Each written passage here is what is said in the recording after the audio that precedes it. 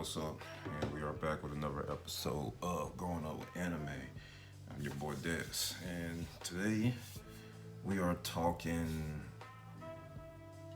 Full Metal Alchemist Brotherhood.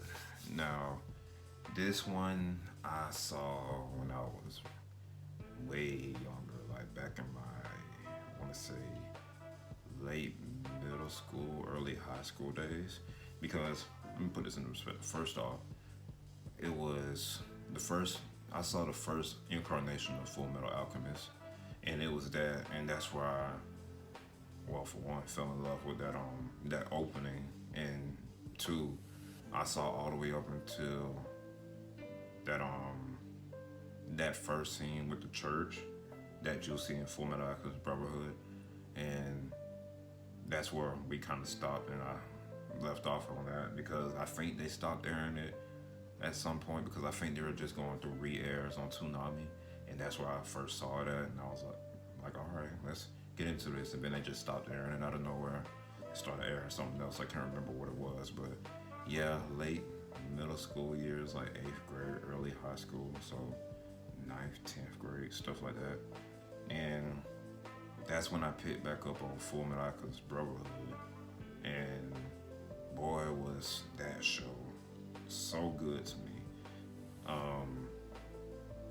Full Metal Alchemist Brotherhood is just one of those timeless pieces that you can binge watch over and over again, and it'll just be, you won't feel disappointed in it. Now, maybe you might have picked the times that you binge watch it, but other than that, Full Metal Alchemist was just dope, man. The homunculi were dope. Scar was dope. Ed and Al were funny, but they were also very dope characters. And by the way, I'm specifying I watched this in dub because the dub was just that good, man. I don't think I've ever seen, that could be a challenge, or not a challenge, but a thing to do. Watching Full Metal Alchemist in sub, because the dub was just that well done. Props to Funimation and that staff and crew, because I never even thought in my life to watch that show in sub. And if I hear it in sub, I'll probably be thrown off because I'm so accustomed to the dub just because of the way that they did it. And oh, Mustang, yo. Mustang was a top tier character, bro. His whole character arc from beginning to end was chef kiss, phenomenal. And I think my favorite out of all the homunculi was Lust. It's between Lust and Pride. Lust, Greed, and Wrath. Pride was stuck up. Gluttony was stupid. Envy was, well, I don't think I have a problem with envy. Sloth was just there to be there, bro. Sloth was just one of those, alright, you're here for plot convenience. I need you to do this thing and progress the plot, and that's just how it's gonna go. Now, granted, Sloth was strong as hell, but Sloth was just there, bro. I couldn't care less. Let's see, you had Sloth, Envy, Lust, Wrath, Greed, Pride. It was a 7. Yeah, it was 7. So, and Father always gave off that main bad guy energy, no matter what incarnation of him there was, whether it been the homunculus in the flask or the copy clone of, what is his name? Edward Alphonse. Whatever Edward and Alphonse's father's name was, because I'm blanking on it right now. The carbon copy of him, and the younger version of him too, after he attained power. He was just that main bad guy, but I never felt so satisfied whenever we see that final episode of Ed just going off on him, bro. I kind of want to rewatch it again because that final panel was chef's kiss, you know what I mean? But yeah, that was Full Metal Alchemist was one of those shows that was high top tier quality. I think I gave it a almost a perfect score. I think it's like a 9, maybe an 8.5 out of 10. And honestly, there's not much I can dock it for. Really, it's well. Now, what I'm grading on is the remaster one, the one that cut out all the filler from the first incarnation of it. So the Full Metal Alchemist Brotherhood, that's the one I'll give a 9 out of 10. Now I can't speak on the first Full Metal Alchemist Brotherhood because I didn't finish to completion that one. But for now, this one is dang near perfect, and honestly, I would recommend this to anybody who has a first time watching anime and just looking, doesn't care what genre it is, because this one is really, really dope. Now, moving right along, the next anime is Attack on Titan.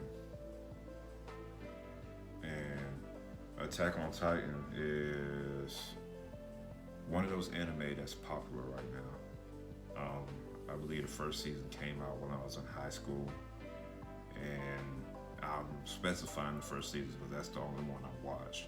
I have not watched season 2, 3, or the recent one, and I'm not watching part 2 of the recent one right now too, because, well, for starters, season 1 was very phenomenal to me. That opening is goated, as you may know, and that whole season with Armin and Eren and dang, I forget the girl's name. Whatever her name is, that first season was just goated. The shock value was just out of this world, and the way that it just like hits you in the face with its action is one of the reasons why it's popular today. And not only that, but the story and the experience behind it. So after season 1, I ended up picking it up from the manga because they were taking forever to release season 2. And I was like, okay, I'm gonna pick it up from the manga. And the stuff in the manga was just like, whoa, this stuff is getting wild. But then I just stopped reading it to a certain degree because I was like, all right, man, I'm kind of off it. And plus I had gotten busy and I just never picked it back up, or never had the will to or want to pick it back up again. So, and I know I'm missing out on a bunch of stuff, a bunch of plot or whatever, and I keep telling myself I'm gonna get back up to it, but out of fear, well, not really out of fear, but just out of sheer willpower of not wanting to buy into all this FOMO and hype. I want to wait until everything dies down and make some thorough thoughts, have some thorough thoughts on the series myself when all the hype has died down, and I can go back and revisit it myself, because the manga is already done and I haven't picked up the manga in I don't know how long, and we're on the final season right now, so I want to pick it up for myself and see how it goes, see what all they skipped or how they animated everything. So yeah, I'm probably gonna pick back up from season 1 and just start and run all the way through it and have my thoughts on it myself. But for now, I mean, I see no problems with Attack on Titan. Attack on Titan is a very, very dope anime, and obviously you can tell from the popularity it has right now. But if you don't watch anime like that, give Attack on Titan a try too. That's a very, very good show. And if you don't mind gore and cannibalism, then go for it. Which, please mind cannibalism, even if it's at giant, huge monsters. Just forget what I just said. Just watch Attack on Titan if that's your thing. Moving on, I'm gonna do one more. I got one more show, and the next show is Fire Force. Now, Fire Force is a recent one. I watched Fire Force in season 1 and season 2. Season 1 I watched in 2019. Yeah, season 1 I watched in 2019, going into 2020. And this is like right before 2018 going into 20. I can't remember, bro.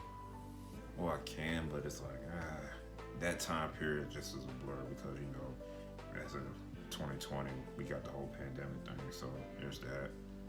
But yeah, that's the earliest I watched it, and Fire Force was a surprise because I never expected an anime about firefighters fighting fires with fires.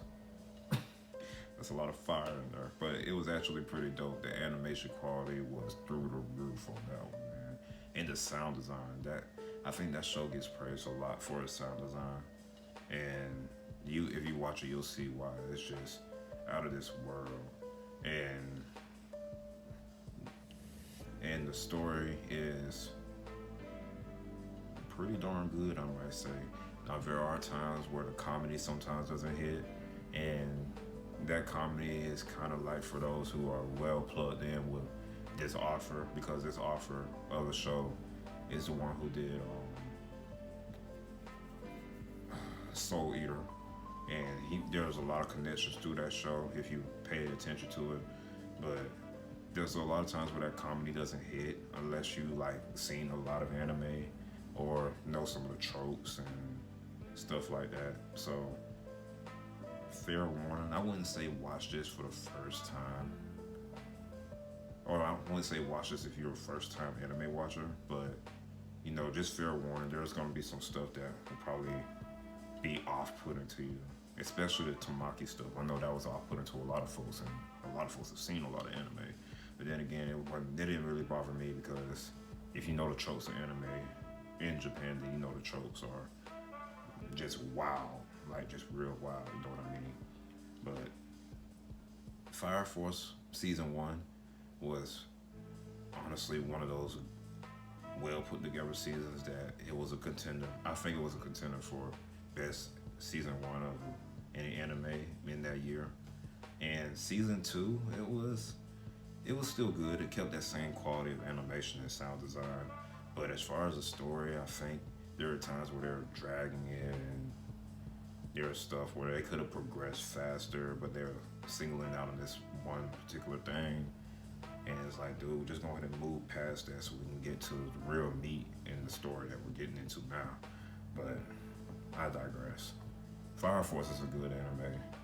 Not one of the greatest, I don't think it is, but it definitely has potential to be if they get a season 3. And Lord knows when that will happen, depending on how season 2 is received. But yeah, man, that's pretty much it.